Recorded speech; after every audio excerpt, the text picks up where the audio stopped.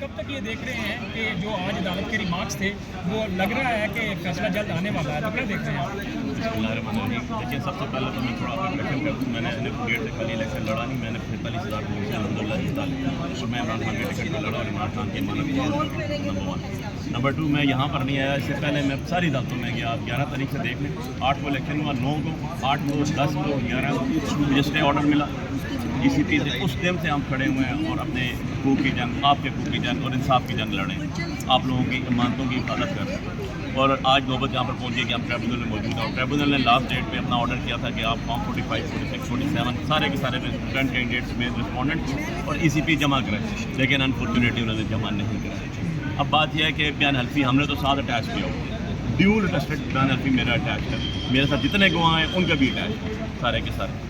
इनको तो जब पहली दफ़ा हमने बुलाया था, हाई कोर्ट में रिट हुई थी 14 तारीख को या 13 को, अगर आपको याद होगा, उसमें भी रिटर्न कैंडिडेट आए थे और इनसे सारे मीडिया ने पूछा था भाई फॉर्म 45 था तो वो तो लेकर आए साथ, तो इन्होंने कहा था आप भी क्यों दिखाएं, जबकि मांगे कर दिखाएंगे, घर में पड़े हैं फलां जगह। यार खुदा का हुक्म मानो, झूठ बोलते हो, झूठे लोग हो।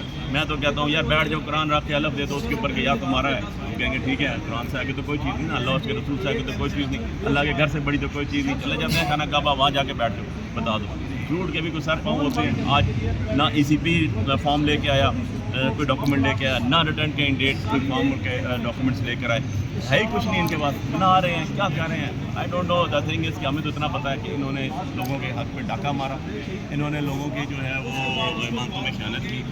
ये इस पस्ती में है, इस्लामियात की इतनी पस्ती में है कि इनको अल्लाह और उसके रसूल का नाम झूठा उठाना और हलफ झूठे उठा के अपनी दुनियावी थोड़ा सा सुकून के लिए हासिल कर लेना, तो इनको कुछ लगता ही नहीं है, जबकि हम इस चीज़ के कायल नहीं हैं। हम कहते हैं कि जो हक है जिसका उसको दो। यकीन जानो कि अगर मैं हकीकत में आ रहा होता, मैं सबसे पहला आदमी होता, मैं खड़े होकर कहता कि जी वो जीत गया, क्योंकि हमें ये तरबियत में मिला, हमें ये विरासत में मिला। लेकिन ये चीज़ें हमने कभी नहीं की कि किसी का हक खा के और उसके ऊपर डट जाए।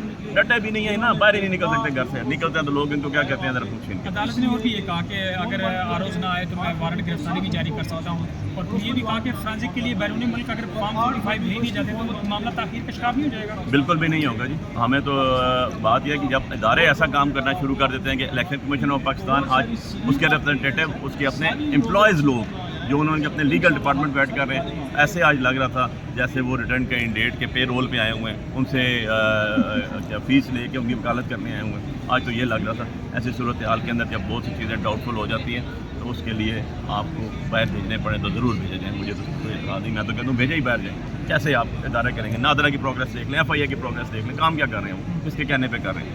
सो इंशाल्लाह अल्लाह ने चाहा तो जी ये तो नज़र आ जाता ना। मैं फॉर्म 45 जो ECP ने अपलोड किए और जो मेरे पास डाउनलोड है, मेरे पास पेपर बुक पड़ी है दोनों कोर्ट से, मैं आपको यहाँ बताता हूँ और अपने ईमान से फैसला कर लें। आप दोनों की राइटिंग देख के पता लग जाएगा आपको कि याद है क्या हो। ठीक है, एक ऑडिट रिपोर्ट भी सामने आ चुकी है, लेकिन फैसला अदालतों ने करना है। अभी के लिए इतना ही, अल्लाह हाफ़िज़।